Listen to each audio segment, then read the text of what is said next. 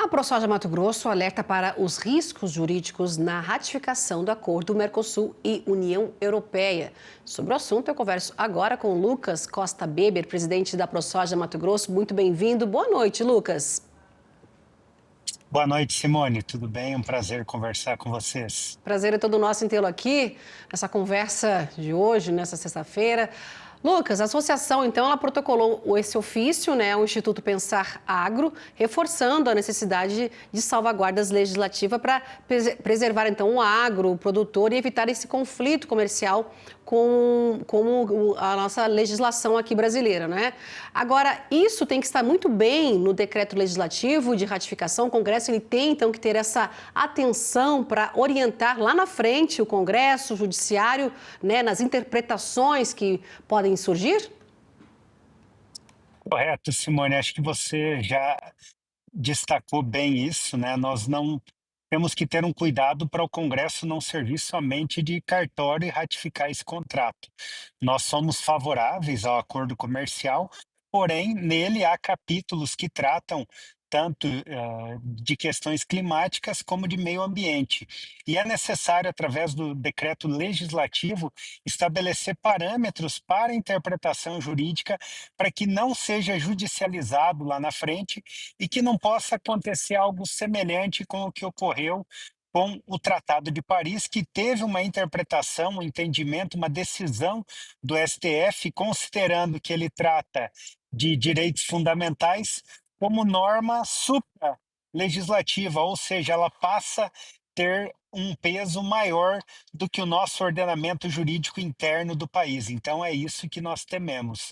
E esse pedido, é claro, né, respeitando aí o Instituto Pensar Agro, no qual se reúnem as entidades representativas do setor, para que todas elas se manifestam e peçam ao Congresso Nacional não simplesmente ratificar, mas sim regulamentar para que não haja interpretações jurídicas difusas que possam colidir com o nosso Código Ambiental, o nosso licenciamento ambiental futuramente.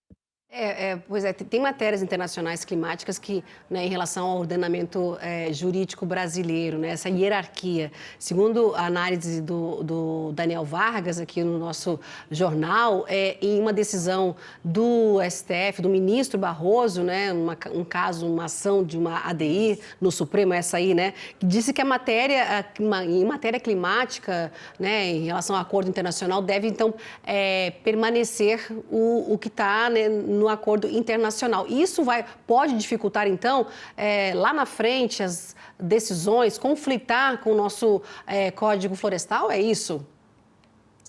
Isso, se não regulamentado através desse decreto legislativo, nós deixamos à margem da interpretação do judiciário. Nós sabemos que aqui no Brasil qualquer partido político depois pode se judicializar e exigir que sejam respeitados essas normas internacionais. E aqui nós queremos sempre defender o acordo comercial, mas também defender a soberania das nossas leis, né? Não pode acontecer, como você bem falou, essa DI do ministro Barroso foi justamente essa que tratava, né, do Acordo de Paris. Então, nós temos que evitar que ocorra a mesma coisa nesse acordo da União Europeia com o Mercosul, para que a nossa legislação continue valendo e o produtor não seja surpreendido amanhã depois por uma decisão judicial que passe a ter peso de lei no nosso país.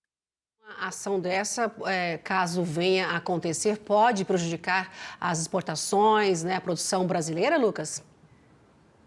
Sem dúvida nenhuma, sem dúvida nenhuma. Por isso que o importante é a vacina, é prevenir, e nessa regulamentação, através do decreto legislativo, se bem feito, e as entidades, a ProSoja, e acredito que a grande maioria das entidades do Instituto Pensar Agro, estão aí para dar subsídio ao Congresso. Nós não precisamos ter pressa para aprovar, nós temos que fazer uma aprovação de um acordo que, de fato, traga benefício para todos os brasileiros, e aí sim, né, ratificar depois que tiver esse decreto legislativo estabelecendo esses parâmetros e colocando travas para que não fique à mercê de interpretação futuramente. Desde quando o acordo ele foi assinado entre as partes, os blocos, não é, Lucas? O governo, né, os parlamentares falam nessa celeridade. A gente já vê em outros países do Mercosul, Argentina, passando na Câmara Legislativa. Aqui no Congresso, o texto ele recebeu aprovação do presidente da representação brasileira do Parlamento do Mercosul, teve pedido de vista, mas deve ser votado no Parlamento depois do Carnaval. Ou seja, a ProSoja acredita que tem que ter esse tempo para essas análises, né? Salvaguardas também é um ponto que o setor traz, aí as salvaguardas que foram colocadas no texto pela comunidade europeia. É isso, mais tempo para discutir, não numa celeridade?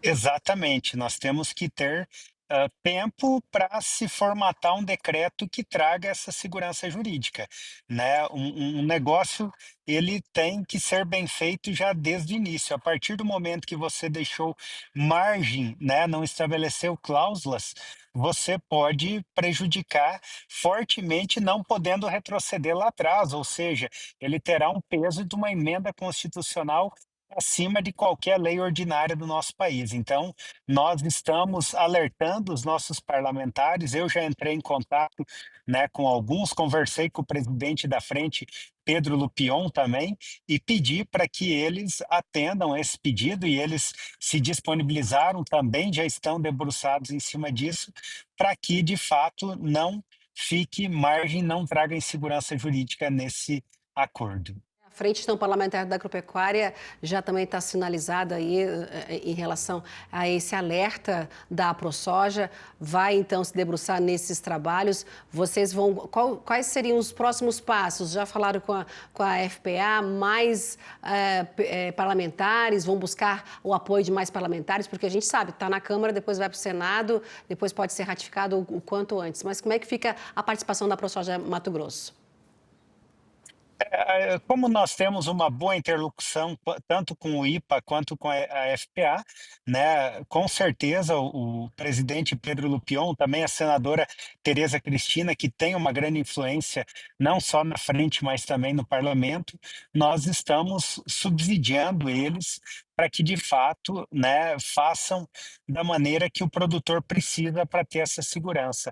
E eles já têm um histórico de trabalhos prestados, nós confiamos que eles vão, de fato, atender esse nosso pedido e vão entregar. E as entidades, é claro, nós estamos com os nossos técnicos trabalhando também para dar esses subsídios necessários. Lucas Costa Beber, presidente da ProSoja Mato Grosso. Lucas, muito obrigada pela tua participação hoje aqui com a gente no nosso jornal. A gente segue acompanhando a demanda aí da associação, viu? Uma boa noite e até uma próxima oportunidade para a gente voltar a tratar aí do assunto, Acordo Mercosul-União Europeia. Obrigado, Simone. Boa noite, um prazer conversar com vocês. Boa noite, Lucas.